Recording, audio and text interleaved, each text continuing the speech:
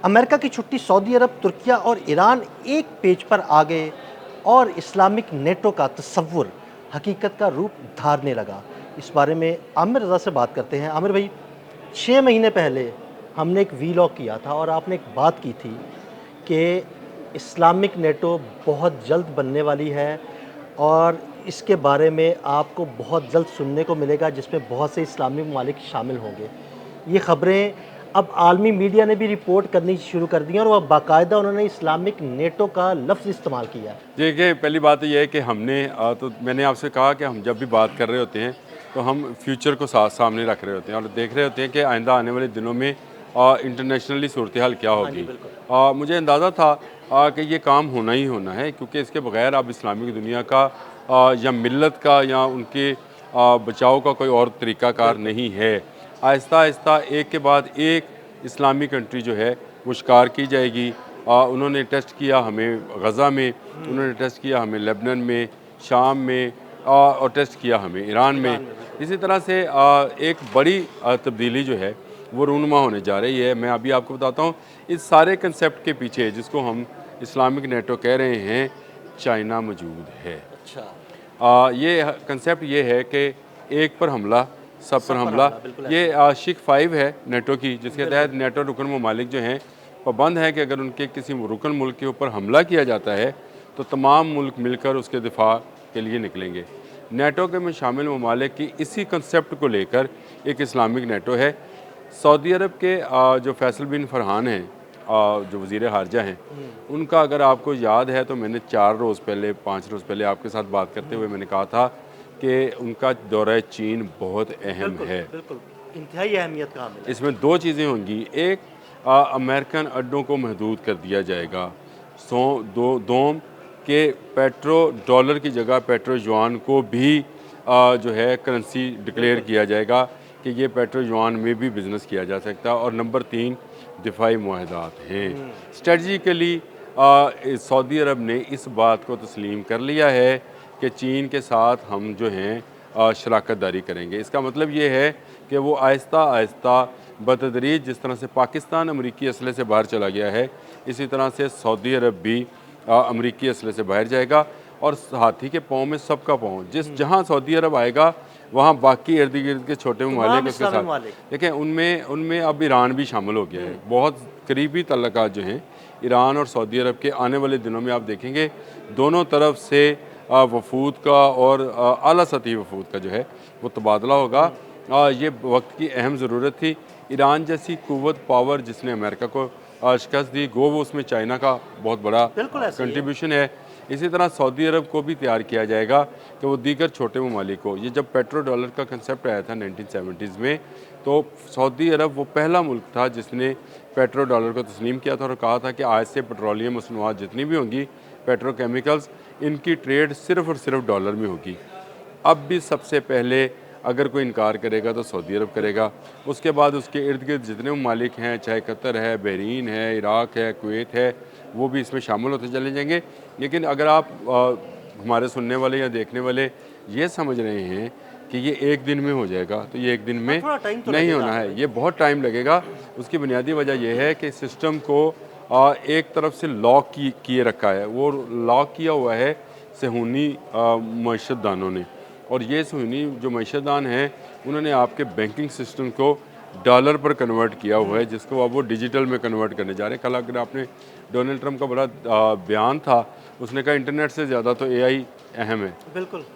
इसको आप ज़रा बात को, लोगों को शायद समझ नहीं आ रही, इसको इसको समझने की ज़रूरत है।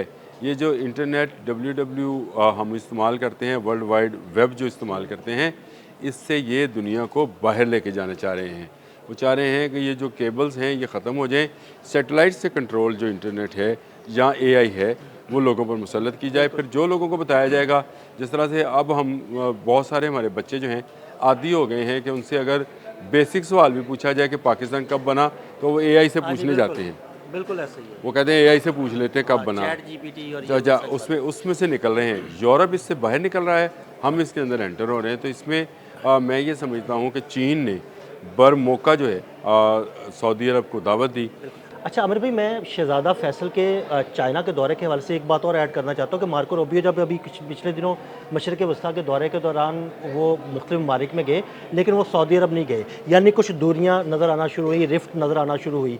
तो वो रिफ्ट जो है ना उसका अब सऊदी अरब ने भी बड़ा बुरा मनाया कि भाई इधर नहीं आए, जिसके बाद सऊदी अरब जो है ना वो चाइना की तरफ उसका झुकाव और ज़्यादा हो गया। देखिए, पहली बात तो ये है कि अमेरिका जब भी किसी मुल्क के लिए दिफा के लिए बात करता है तो उस पर कुछ चंद शराइत जो है वो लागू करता है, और इस शराइत में वो कहता है कि फ़लाँ मुल्क पर आपने हमला करना है, फ़लाँ पे नहीं करना है।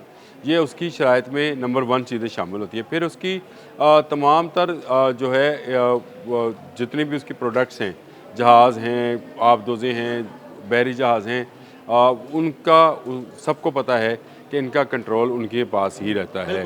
तो जब चाहेंगे इसको सैटेलाइट से बंद कर देंगे। चीन इसके बरक्स है। चीन जिसके साथ भी करता है वो किसी पर पाबंदी आयद नहीं करता है। नहीं रखता, और उसके अलावा वो बात तो टेक्नोलॉजी भी अब देखें ईरान ने एक चीज़ तो साबित कर दी कि अमेरिका का दिफाई सिस्टम जो है वो इस काबिल नहीं है तो ईरान जैसे मुल्क का भी मुकाबला कर सके।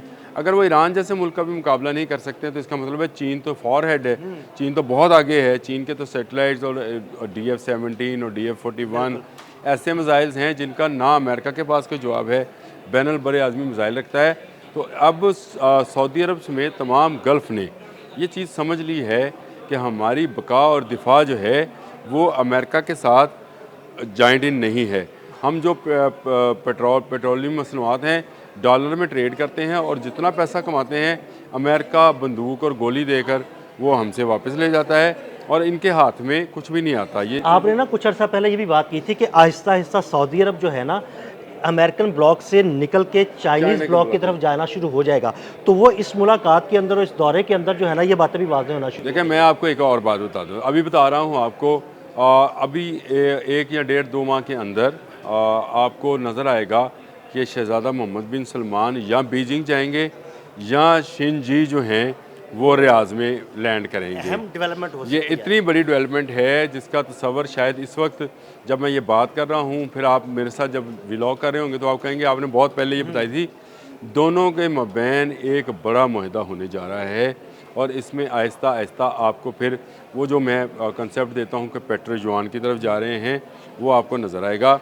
और ये भी हो सकता है कि गोल्ड के अगेंस्ट तजारत शुरू हो जाए। ये अगर हो जाए तो ये बड़ी हमारे मुस्लिम उम्मा के लिए जो है ये एक बड़ी डेवलपमेंट होगी। मुस्लिम उम्मा की अगर बात करें तो माजी मुसलमानों का उठा के देख लें, गोल्ड में ही तिजारत होती थी ना। हाँ, गोल्ड के और सिक्के होते थे, चांदी और सोने के सिक्के होते थे। ये जो करेंसी है इससे चीन भी निकलना चाहता है, और चीन भी चाहता है कि ये डिजिटली जो करेंसी इस वक्त इन्वॉल्व की जा रही है इसको किसी तरीके से किसी न किसी जगह पे रोका जाए। तो इसके लिए ज़रूरी है कि युआन जो है उसको फ़रोग़ दिया जाए। सऊदी अरब का चीन के करीब आना, इसमें दोनों मुल्कों का एक दोस्त मुल्क भी जिसमें शामिल है, और मैं ये समझता हूँ कि ये एक बड़ा ब्लॉक जो कि इस्लामिक नेटो की सूरत में नज़र आ रहा है, इसमें चीन इसको स्ट्रेटजिकली जो है वो रहनुमाई फराहम करेगा, यानी उसके लिए तावन फरमाएगा करेगा, और सऊदी अरब जो है इसको लीड करेगा। और सऊदी अरब के साथ फिर तमाम गल्फ़ और दूसरे इस्लामी ममालिक जो इस वक्त जो हैं मौजूद हैं, कोई ना कोई एग्जिस्टेंस अपनी रखते हैं, कुछ ना कुछ फ़ौजी ताकत रखते हैं, ये जॉइंट होंगे। और फिर वो आर्टिकल 5 जो है जो नेटो में इस्तेमाल किया जाता है, जिसका तुर्की को तजर्बा है, तुर्की को अब आप शामिल करेंगे कि तुर्की को एक ऐसी दिफाई तंजीम के अंदर रुकन होने की तजर्बा है। तो उसी की कंसेप्ट को तैयब अर्दवान जो है वो सऊदी अरब में, और ये मैं ये समझता हूँ दिन साहब, अगर आप बात लंबी नहीं हो रही तो एक बात चलते चलते कर जाऊँ। आज से 100 साल पहले इस्लामिक उम्मा, तकरीबन 100 साल पहले इस्लामी उम्मा जो है ये टुकड़ों में बिखरी थी। अगर आपको याद है फर्स्ट वर्ल्ड वॉर के बाद तुर्की के हाथों खिलाफत निकल के छोटे छोटे खिलाफत उस्मानिया छोटे छोटे ममालिक में तकसीम हो गई थी। आज ठीक 100 साल के बाद, आज 2026 है, 100 साल के बाद ये दोबारा इकट्ठे होने जा रहे हैं। शायद मुल्क अपने अपनी जोग्राफियाई हालत बरकरार रखें, लेकिन दिफा तमाम ममालिक का एक होगा जिसको आप इस्लामिक नेटो का नाम। बिल्कुल, बहुत शुक्रिया आमिर भाई। आमिर भाई ने इस्लामिक नेटो के हवाले से बड़ी तफसील के साथ आपको बताया। मज़ीद अपडेट्स के लिए हमें फॉलो करते रहें। अदील अहमद और आमिर रज़ा को इजाज़त दीजिएगा। अल्लाह हाफ़िज़।